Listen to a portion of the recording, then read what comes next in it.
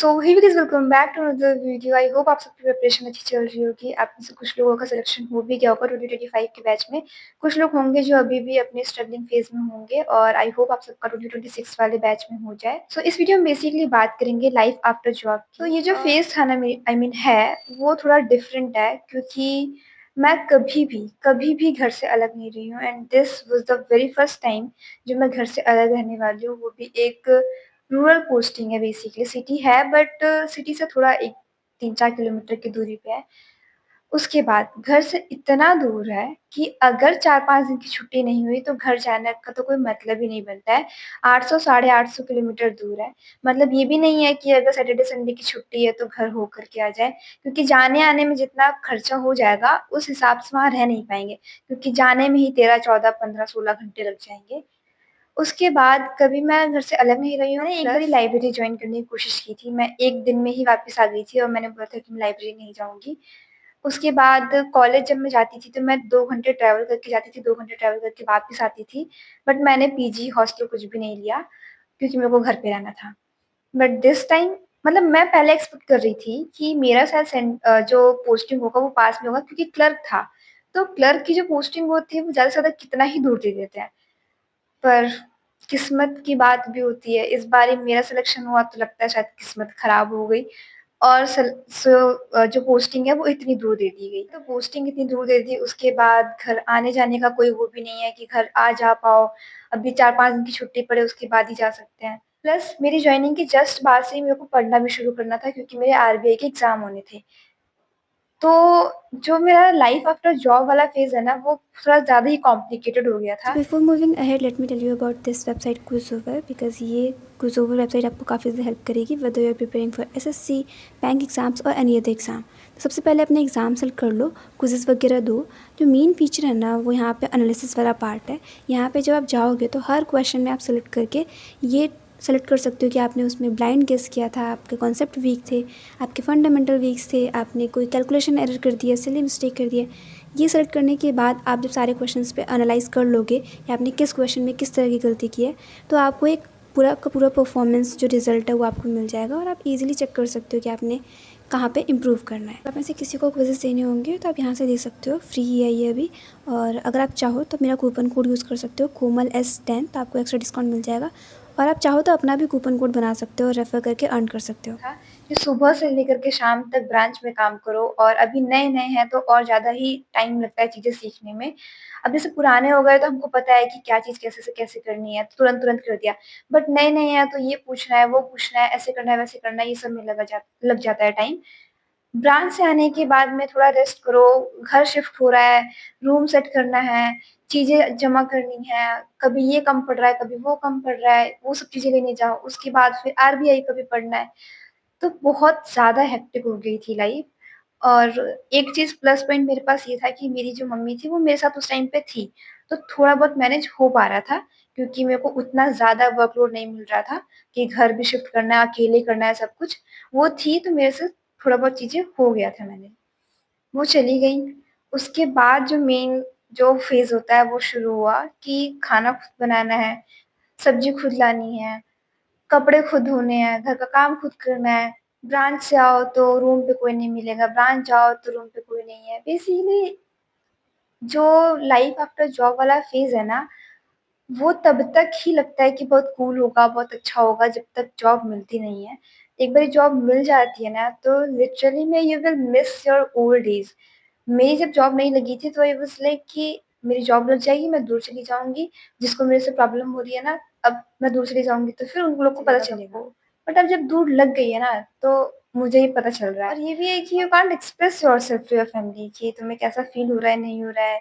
Phone पे कैसे ही समझाया जाए। फिर ये भी लगता है कि अगर हम परेशान होंगे तो फिर उतने दूर जो फैमिली होती है, फिर वो और ज़्यादा ही परेशान हो जाती है, क्योंकि जब एक इंसान दूर होता है ना, तो समझ में नहीं आता है कि वो किस तरह से रह रहा है, रह रही है या फिर जो भी है।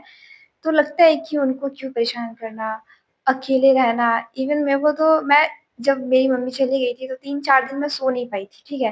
तो मेरे को ब्रांच अब मैं रात में नहीं सो रही हूँ, दिन में काम कर रही हूँ, फिर आकर के काम कर रही हूँ घर का, फिर रात में सो नहीं पा रही हूँ, फिर ब्रांच जा रही हूँ, तो मेरी तबीयत हो गई थी खराब। और उसके बाद धीरे-धीरे करके मेरे को थोड़ा वो हुआ कि हाँ, मतलब एडजस्ट मैं कर पाई और फिर मेरे को नींद आने लगी।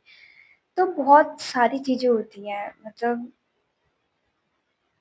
आई डिडन्ट नो कि ये सारी चीज़ें मतलब मेरे को इतनी ज़्यादा इम्पैक्ट करेंगी। मतलब आई न्यू बट स्टिल मुझे लगा था कि शायद मैं कर लूँगी, but it's way more tough to live alone.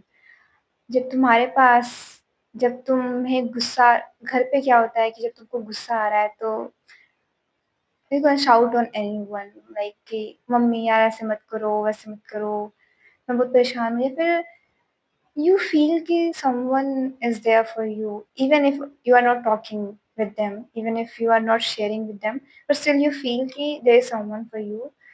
But जब अलग रहते हैं ना, दूर रहते हैं, तो वो कनेक्शन जो होता है ना, वो वैसा फील नहीं हो पाता है and you start hiding yourself कि कैसे बताए, नहीं बताए, सामने वाला कैसे सोचेगा, नहीं सोचेगा, उनको कितनी ज़्यादा परेशानी होगी। उसके बाद फिर एक एक पॉइंट ऐसा आता है कि यू फील लाइक कि सब कुछ छोड़-छाड़ देते हैं। एक तो घर से दूर हो, ऊपर से कुछ ऐसे लोग मिल जाते हैं इन योर वर्क प्लेस और मतलब जो भी कस्टमर हो गए या फिर जो भी रैंडम लोग हो गए, उसमें से कुछ लोग ऐसे मिल जाते हैं कि यू फील लाइक कि the world is very cruel to you. मतलब ऐसा लगता है कि सब लोग मिल करके तुमको परेशान करने की पूरी जी-जान से कोशिश कर रहे हैं। मतलब आई यूज्ड टू थिंक कि ये सारी चीज़ें तो मतलब क्या ही ऐसा होता होगा, ये सब तो चीज़ें तो ड्रामे हैं। बट लिटरली ये सारे फेजेज़ आएँगी, जब घर पे आओगे एंड यू विल नोटिस कि ये चीज़ें कम है, वो चीज़ें कम है। फिर पता है क्या लगता है कि एक ही इंसान के लिए तो खाना बनाना है या फिर एक ही इंसान के लिए तो ये काम करना है, तो छोड़ देते हैं ना, नहीं करते हैं। चीज़ें कम पड़ रही हैं, जाके लानी पड़ेंगी, तो लगता है कि यार अभी तो ब्रांच से आए हैं या फिर अभी तो काम पर से आए हैं, फिर दोबारा जाना पड़ेगा क्या? जाऊँ कि नहीं जाऊँ? थक भी गई हूँ। बट जब घर पे होते हैं तो क्या होता है कि अगर थक भी जाते हैं ना तो लगता है कि अच्छा चलो ठीक है, हम सबको ही खाना है, तो आज ये ले आएगा, कल वो ले आएगा, परसों कोई और ले आएगा, ऐसे करके मतलब काम डिवाइड कर लेते हैं। व्हेन यू लिव अलोन, सारी चीज़ें जो है तुमको खुद ही करनी होती है। तुम किसी पे टाल नहीं सकते हो, तुम किसी को बोल नहीं सकते हो। इवन इफ ब्लिंकिट, ज़ेप्टो और जो भी ई-कॉमर्स वेबसाइट है वो अवेलेबल है, but still it's a problem. As in मेरे को कुछ सामान मँगाना है, let's say from Flipkart, Amazon, तो मैं तो घर पे अवेलेबल ही नहीं हूँ ना, मैं तो बाहर हूँ, मतलब ब्रांच में हूँ। अब कुछ-कुछ चीज़ें होती हैं जो मैं ब्रांच में नहीं मँगा सकती। ऑब्वियसली लेट्स से कि बहुत बड़ा पार्सल है, तो मैं ब्रांच में तो नहीं मँगा सकती। छोटा-मोटा चीज़ होगा तो मैं ब्रांच में मँगा लूँगी, कि मैं उसको बाद में शाम को लेते आऊँगी। तो फिर आस-पड़ोस में बोल के जाओ, इट्स तो फिर भी लगता है कि यार मेरे चक्कर में कोई और परेशान हो रहा है और फिर तुम ऐसे कोऑर्डिनेट करवाओगे डिलीवरी वाले को उस पर्सन से। बहुत मतलब अभी तो मैं उतना अच्छे से एक्सप्रेस नहीं कर पा रही हूँ खुद को, क्योंकि मैं अभी खुद ही प्रोसेस नहीं कर पा रही हूँ कि ये पूरे का पूरा जो ड्यूरेशन है उसको मैं कैसे पास करूँगी। क्योंकि क्योंकि मैं अभी खुद ही प्रोसेस नहीं कर पा रही हूँ कि ये जो पूरा का पूरा ड्यूरेशन होगा, जितने दिन मैं यहाँ रहने वाली हूँ, आई डोंट नो कि मैं कितने दिन यहाँ रहूँगी, उसके बाद मेरी नेक्स्ट जॉब या मेरी नेक्स्ट पोस्टिंग किधर होगी, क्या होगी। बट जितने दिन मैं यहाँ रहने वाली हूँ, आई डोंट नो कि मैं कैसे ये पूरा का पूरा ड्यूरेशन पास करूँगी। क्योंकि अभी इतने ही दिन हुए हैं एंड आई फील लाइक कि कैसे मैं आगे अपना दिन कंटिन्यू करूँ? मतलब जब तक मैं ब्रांच में होती हूँ, तो मुझे टाइम का पता नहीं चलता है क्योंकि वहाँ इतना काम होता है कि इतना भी टाइम नहीं होता है कि किसी एक छोटी-सी चीज़ के बारे में भी सोचा जा सके, तो बाकी चीज़ तो क्या ही है। बट घर आने के बाद you start thinking, you start overthinking, तो बहुत सारी चीज़ें होती हैं। ये कम पड़ रहा है, वो कम पड़ रहा है, ये खरीदो, वो खरीदो। बहुत सारी चीज़ें वेस्ट हो रही होती हैं क्योंकि एक ही इंसान है, एक ही इंसान के लिए कितना मँगाया जाए, कितना खरीदा जाए। बहुत सारी चीज़ें ऐसी होती हैं जो हमें पता नहीं होता है, हम खरीद लेते हैं बट बाद में पता चलता है कि इसको ऐसे नहीं, वो लेना चाहिए था, ये लेना चाहिए था। There is a lot of thing जो एक बारी जब इंसान उस फ़ेज़ में आता है, उसके बाद ही समझ में आता है। अभी भी मैं बता रही हूँ, आप लोग सुन रहे हो, but you can't imagine the way I am living, the condition I am in, the phase I am in. तो ये एक बारी को समझ में आएगा जब जॉब के बाद ट्रांजिशन होगा। जब तक जॉब नहीं लग रही ना उसके पहले का जो फेज है, even if you are struggling for a job, that's the best phase, not in that term but in that term, that's the best phase. I know what I said, and that's really the best phase of your life, because job लगने के बाद things will change. You can't be the one you were. मतलब obviously ऐसा नहीं है कि एकदम से ही बदल जाओगे, but there will be some changes and that's obvious कि वो होंगे ही changes. So yeah, that's the whole point of this video, to let you know that life after job is not that beautiful, not that pretty, not that easy. It's complicated. It's